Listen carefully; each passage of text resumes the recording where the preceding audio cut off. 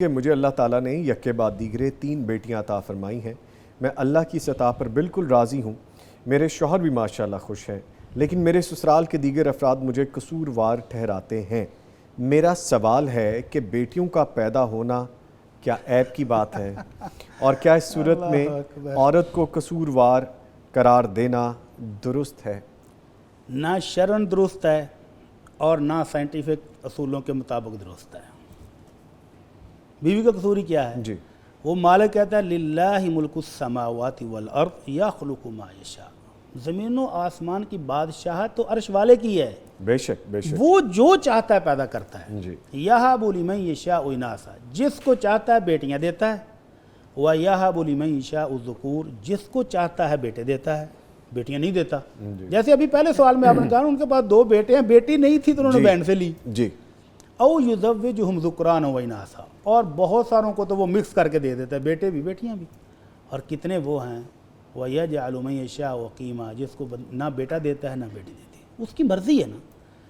ابھی کل ہی میں ایک خبر پڑھ رہا تھا، ایک جوان کو اللہ تعالیٰ نے یکے بعد دیگرے 4 مرتبہ 2 بچے دیے، اور 5ویں مرتبہ پھر اس کو 2 بچے دیے۔ ماشاءاللہ ماشاءاللہ۔ کہیں صورتحال یہ ہے، جی جی بالکل، اور کہیں ہے کہ ایک بھی نہیں ملتا، اور کہیں یہ ہے کہ وہ کہتا ہے جی بیٹیاں کیوں ہوئی ہیں۔ پہلی بات تو یہ کہ یہ نہ خاتون کے اختیار میں ہے نہ خامد کے اختیار میں ہے، یہ اللہ رب العالمین کے اختیار میں ہے بے شک، کہ وہ بیٹیاں دے یا بیٹے۔ ان کو تو اللہ کا شکر ادا کرنا چاہیے۔ ہزاروں لاکھوں لوگ ہیں جو دوائیاں استعمال کر کر کے ڈاکٹروں کے ہاں چکر لگا لگا کے تھک جاتے ہیں، اور ایک بچہ بھی اللہ ان کو نہیں دیتا، مرضی اس کی۔ تو ان کو ملے ہوئے ہیں بچے تو ان کے ساتھ انجوائے کریں، زندگی کو خوشی کا اظہار کریں، ناراضگی کا اظہار نہ کریں۔ اور اگر سائنٹیفک دیکھا جائے تو اللہ کے رسول کا بھی ایک فرمان ہے، یہ وہم دور کر دیا جائے کہ قصور بیوی کا ہی ہے، ساری دوائیاں اسی کو کھلائی جاتی ہیں۔ اولاد نرینہ لینی ہے یا صرف اولاد لینی ہے، دوائیاں ساری ہمیشہ خاتون کو کھلائی جاتی ہیں۔ اللہ کے رسول صلی اللہ علیہ وسلم کے پاس بڑی دلچسپ حدیث ہے۔ جی، ایک یہودی عالم آیا، کہنے لگا جی میں آپ سے کوئی سوال پوچھنا چاہتا ہوں، اور یہ سوال ان کے جواب اللہ کے نبی کے سوا کوئی بندہ دے ہی نہیں سکتا۔ جی، تو آپ نے کہا پوچھو۔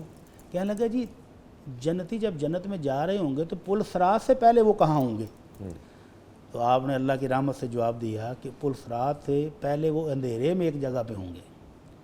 اللہ کے رسول یہ بتائیے کہ جنت میں سب سے پہلے کون جائیں گے؟ آپ نے فرمایا مہاجرین صحابہ کرام جنت میں سب سے پہلے جائیں گے۔ جنت میں جاتے ہی ان کو ویلکم پارٹی میں کیا کھلایا جائے گا؟ تو آپ نے فرمایا مچھلی کے جگر کا بڑا ہوا حصہ باربیکیو کر کے کھلایا جائے گا ان کو۔ اس کے بعد کیا کھانا کھلایا جائے گا؟ ان کو جنت کا وہ بیل جو چاروں طرف چرتا تھا، رنگ برنگے چارے کھاتا تھا، وہ ذبح کر کے وہ روسٹ کر کے کھلایا جائے گا، اس کا گوشت۔ اللہ کے رسول پلایا کیا جائے گا؟ آپ نے فرمایا سلسبیل چشمے سے پلایا جائے گا۔ آخری سوال کہنے لگا جی یہ تو پکا کوئی بندہ نہیں جانتا سوائے کوئی اللہ کا نبی بتائے گا، وہ مجھے بتائیں۔ آپ نے فرمایا پوچھو۔ کہنے لگا جی بچے کی شکل والد اور دودیال پر کب ہوتی ہے، یا ماں اور ننیال پر شکل اس کی کب ہوتی ہے، یا یہ بتائیں کہ بیٹا کب پیدا ہوتا ہے اور بیٹی کب پیدا ہوتی ہے؟ تو آپ نے وہی راز بتایا جو آج سائنس بھی بتا رہی ہے۔ تو یہ ہمارے لاکھوں ناظرین کے لیے ہے جو ہر بار قصور والدہ کے نکالتے ہیں کہ بیٹی کیوں پیدا ہوئی، تیسری بیٹی پیدا ہو گئی ہے تو وہ طلاق دے کے بھاگ جاتا ہے، کس دور یا کے لوگ ہاسپٹل ہیں میں یہ چھوڑ سر؟ کے بھاگ جاتا ہے۔ ان کے لیے جواب جی اللہ جی کے نبی صلی اللہ علیہ وسلم کی زبانی۔ جی، آپ نے فرمایا میاں اور بیوی کا مادہ منویہ جب خارج ہوتا ہے، آپس میں ملتے ہیں، تو جس کا مادہ منویہ غالب آ جائے، جو طاقتور ہوگا بچہ اسی پر ہوگا اللہ کے حکم سے۔